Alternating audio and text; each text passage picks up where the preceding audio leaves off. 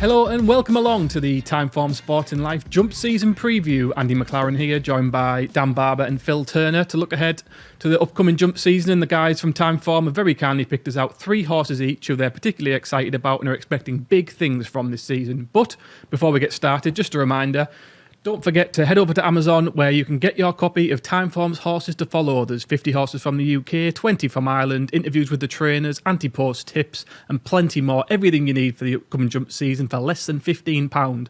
So once you've finished watching this video, head over to Amazon to get your copy. Right, fellas, let's get stuck in. Dan, I'm going to come to you first with a horse who was progressing really well over hurdles last season, and I think you're excited to see him over a fence this year. Yeah, it's a horse called Ballee, who's got his own ideas about the game. I think he's very headstrong anyway, and even experienced jockeys have struggled to keep a lid on him, but I think that disguises what is a huge engine. This is a big field handicap at Aintree, one of the warmest handicap hurdles of the campaign, and he goes off like stink as he normally does. He's in front a long way out, and it's only late on in a pace collapse race. I'll give you viewers, if they don't remember this race, 10 goes at this point to name the winner. Because it's El Jefe on the far side with the slightly white face in the grey and red check colours, who eventually takes advantage of that pace collapsing late on. Ballee even gets back to the front after the last. And this was probably his best running handicaps on the book, but I think it's one that isn't the maximum of his ability by any means. He blew out at Haydock late in the season, but he'd had a fairly long campaign by then, and you look back to what he was doing in some novice hurdles, they were just allowing him to go like a coiled spring, and he was galloping them silly. His jumping's really nimble. I just think, I appreciate he could go one of two ways chasing. He could be a disaster because he could just charge into fences, not show them any respect. But I think that the positives outweigh the negatives on that score, and I actually think he could be a 150 plus chaser in a division, that 2 mile chase division, which traditionally is a lot weaker than the staying ones because most horses move up in trip rather than down. So he's a very interesting horse, I think, for this campaign, trying fences for the first time. So Ballee to kick us off for Dan. Phil, coming to you next. And when we filmed this show last year, a bit of a theme, I thought, was looking for horses trained by Dan Skelton who were expecting to improve when they go chasing. And I think that's a theme we're going to continue with yours. Yeah, I mean, I think that is the key thing. I mean, look, personal view, I think Dan Skelton's probably been the best British-based trainer for several years now. The championship table actually backed up that view last year. And what I mean by that is that I think he gets the best out of the vast majority of his horses, a higher percentage of horses than some other yards. And Doyen Quest is a case in point. He had 8 runs last season, won 4 times, once in a bumper, 3 over hurdles. And that just shows that, you know, these horses, they're well drilled, they're running them in the right races, get them to settle, get them to jump well.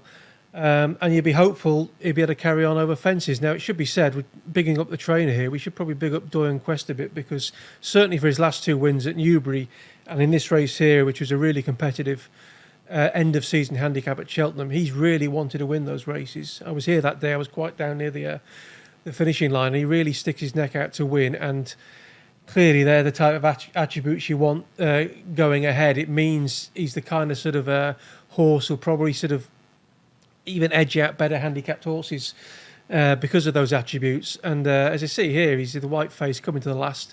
Doesn't look an obvious winner, and he really knuckles down well to win. It should be said, he's got every much the build of a chaser, and he did start out in an Irish point. He would have won that day, but for late tack issues. And yeah, look, because he's only won his last 2 starts by narrow margins, he's currently on a BHA mark of 122. The promise is he'll do better over fences, as you say. There's plenty of similar types have done that in recent seasons. And I just think he's the kind of horse they're going to plot and win their fair share over the winter. Such a pleasing race to watch that. Yeah. A horse actually really wanting it and tracking down another. So Doyen Quest for Phil, to look out for him when he goes over fences. Dan, back to you with a horse who, I must admit, when I saw this horse's name on the running order with your name next to it, I wasn't surprised. No, yeah, I am that predictable, I admit. The thing with this horse, Tellherthename, for me, is more as much a visual impression as a form book one. But this day at Huntingdon, and this might be the most instructive VT we watched throughout this show, just watch how, I mean, it's a very simplistic aesthetic thing, and it makes you sound like a bit of a racing pleb rather than some sort of expert, but just watch how fast he's running at the end. It's as simple as that. He's 4s on, he's expected to win, but he wasn't running against trees, and he just passes the line with such gusto, not dissimilar to that horse Good Risk at All for Sam Thomas a couple of years ago. He did something similar in a race at Warwick, which didn't go his way, and absolutely motored past the line. In the day and age nowadays of finishing speed percentages and technical sectionals malarkey, it's quite good to have something to back up the visual impression. But really, you don't even need it on this occasion, because this is a horse who, once he's asked to go and settle a race, which is already in the bag, he absolutely powers through the line. In terms of his overall record, Andy and Phil, there have been a couple of blemishes. This is him. Look at the pace he's going. I mean, he could have covered the track again, and he'd probably still have beaten them.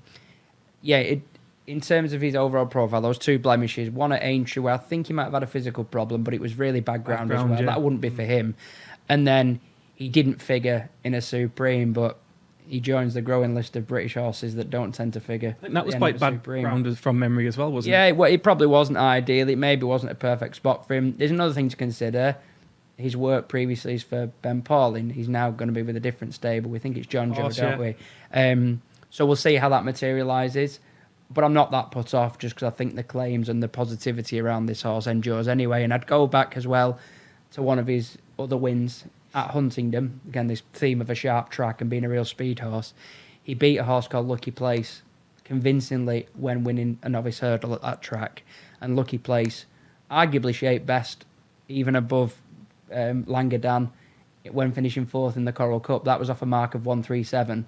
Tellherthename has got a rating of 135. So he's very well in on the bare form of that. But I think we've not got anywhere near the bottom of this horse's ability when the ground isn't as testing as it has been for a couple of his races so far. Would you imagine they'll be sticking to hurdles with him? Yeah, I'd hope so. I think there's more juice to be squeezed out of the lemon yet when it comes to hurdle races. He's had one campaign, and it was a light campaign at that, but he came with a reputation, and I mean, his pace is there for all to see. So, thinking race, if you hope the Cheltenham meetings early in the season, like the Great Wood, don't come up as quick as they can be, I think he'd be tailor-made for races like that because he's such a quick horse. So, Tellherthename for Dan. I know that's a horse he's been a fan of for a while. Phil, your bread and butter is your staying handicap chasers, and I believe that's where we're going for your next one.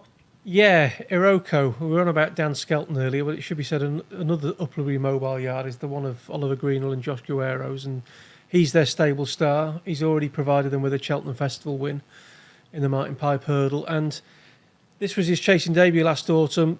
A bit like Dan was just saying, just visually, this is hugely impressive. You could pick holes in the form behind, but I wouldn't dwell on that. It was a really, really taking display. And just look how much toe he's got. It's very, very easy for him. And understandably, people are getting very excited about his prospects for later in the season. Now, things didn't go to plan after this. He picked up a foot injury, and it looked like early reports suggest he was going to be out for the rest of the campaign. They were able to get him back for both Cheltenham and Aintree, but understandably, I mean, it's, not the ideal preparation to be going to Cheltenham. A Cheltenham Grade 1 on the back of just one run. He didn't disgrace himself in either race. I mean, he ran in the Grey Dawning race, and that was a race sometimes can happen on the new course. Hold-up horses can just never get involved. And then he went on to run in what was admittedly a substandard Grade 1 at Aintree, but he finished second to Another Way You're Thinking. And if you think back to what we've just seen there, which looked all about speed, it was stamina which got him into the frame that day. In really, as we've already alluded to, it was very testing ground at Aintree. And that's just the kind of attributes you're looking for in a horse who's got a blend of speed and stamina. I imagine they're going to go down the handicap route with him. Certainly that's the way I'd be going with him. The big, valuable early season handicaps. The old Hennessy at Newbury, now sponsored by Coral. I imagine that would be the ideal race for him. And look, he's got a BHA mark of 152. On what he's shown already, I think he's very competitive off that. And look, with another summer on his back and a bit more experience, a bit more know-how, I'm sure he'll go on to even better things than that. So I think there could be a big win to him. As I say, early on at least, I'd be going down the valuable handicap route with him.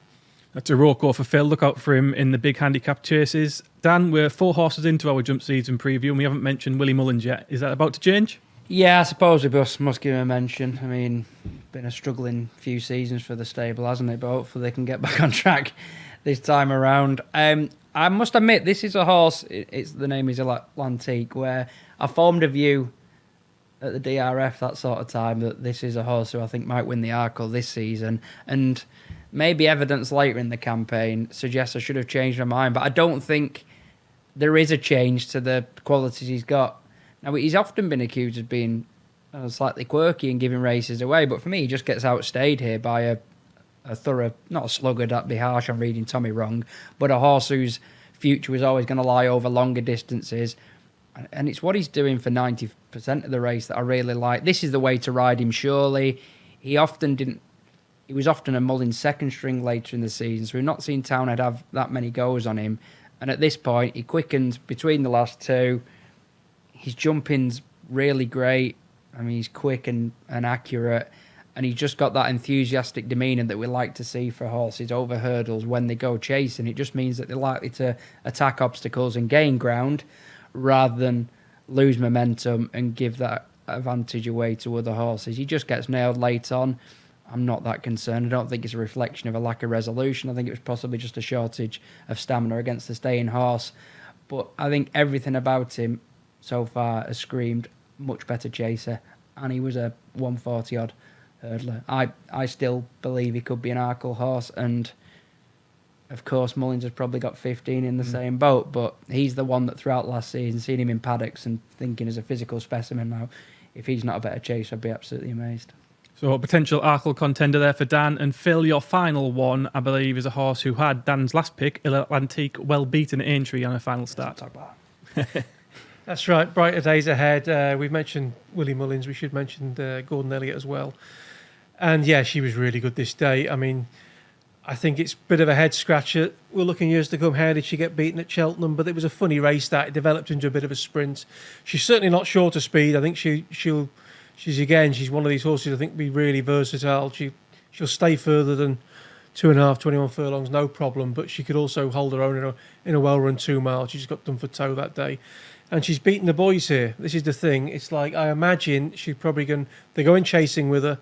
I imagine they'll be going for the Mrs. Paddy Power chase at Cheltenham, but were they to aim her at the Arkle or even the Broadway, I think she'd be a real threat with the weight allowance. And Gordon Elliott, he's not had much luck with his real potential top notches. He lost Envoy Allen for sort of off the track headlines, if you like, and then he's had quite a number, including Mighty Potter, who was this one's half brother, who was ill-fated. He looked a really exciting chaser.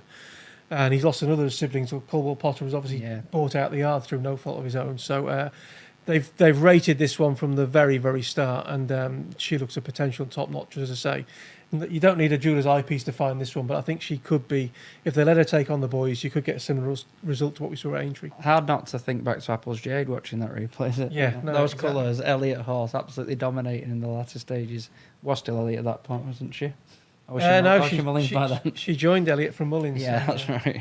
Yeah, and for a trainer who's had a mare like Apple's Jade, he's been quite bold, hasn't he, Gordon Elliott, in that he thinks this Brighter Days Ahead, it could be the best mare he's had. The other thing is, I mean, Golden Ace is a really good horse in her own right, the horse that did beat her. Yeah. She was given her weight that day as well. Yeah, because of the penalty structure, which I think is going to be different this year. Yeah. And just, would you look at that like a seamless link, almost as if we planned it? Brighter Days Ahead is on the front cover of Timeform's Horses to Follow. So as we finish, just one last reminder before we go. Timeform's Horses to Follow, available on Amazon now. 50 horses from the UK, 20 from Ireland, anti-post tips, trainer interviews, everything you need for the upcoming jump season for less than £15. So head over to Amazon now to get your copy. Thanks for watching.